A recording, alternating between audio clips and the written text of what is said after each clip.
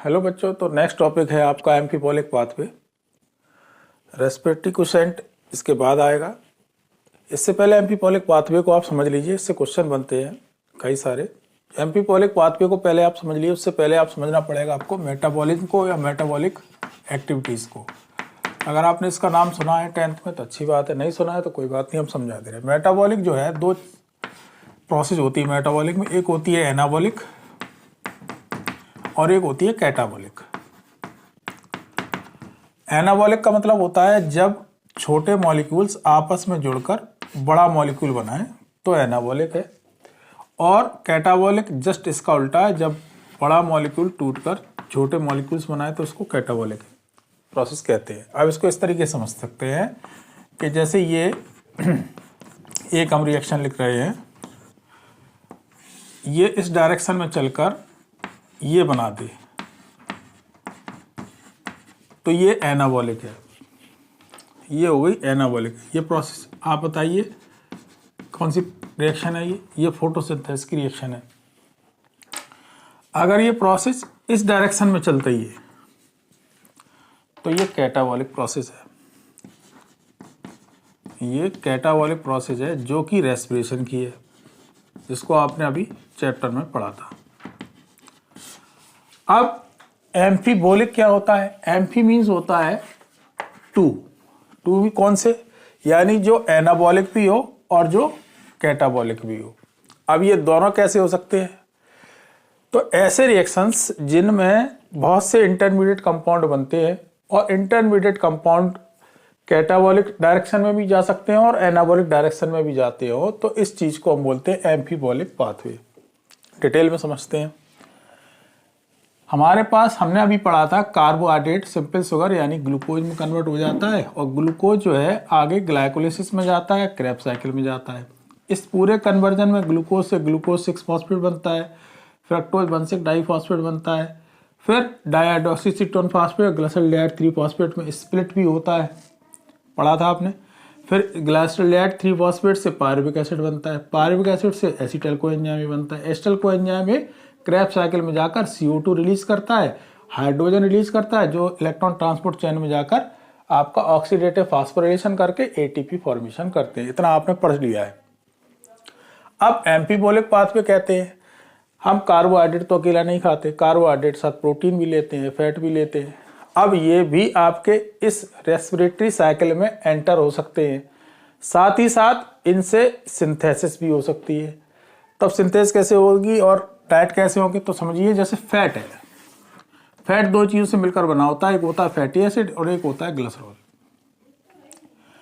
Fatty acid लंबी, हमने बताया था फैटी एसिड ऐसे मोनोकार्बोक्सिलिक एसिड है जिनमें लंबी हाइड्रोकार्बन चेन होती है। इस तरीके की लंबी हाइड्रोकार्बन चेन जो होती है, इसके दो कार्बन टूट कर इस तरीके से एसिटल ग्रुप बना लेते हैं, कोएंजाइम के साथ जुड़कर एसिटल कोएंजाइम A बनता है।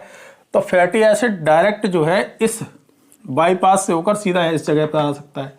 यही है वो चौराहा जिसके बारे में हमने आपकी बात की थी एपिसोड में। जैसे कानपुर होता ना, राष्ट्रीय राजमार्ग का चौराहा, एक डायरेक्शन लखनऊ को चली गई, एक उन्नाव को चली गई, एक हरदोई को चली गई, एक इटावा को चली गई, ठीक वैसी एसिटल कोएंजाइम A है। यही वो चौराहा है जहां पर आकर सारी रिएक्शन मिक्स होती हैं।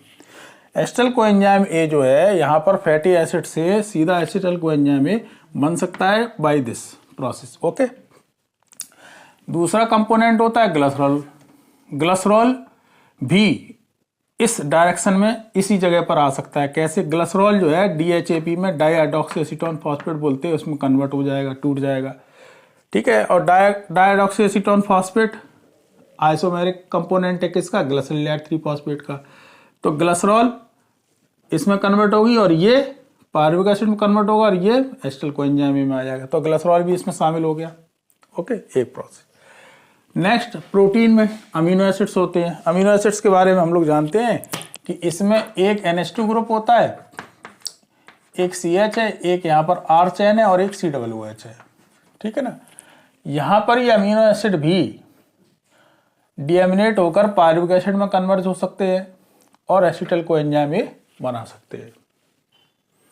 अभी तक हम जितनी रिएक्शंस की बात कर रहे थे वो सारी कैटाबॉलिक वे में जा रही थी।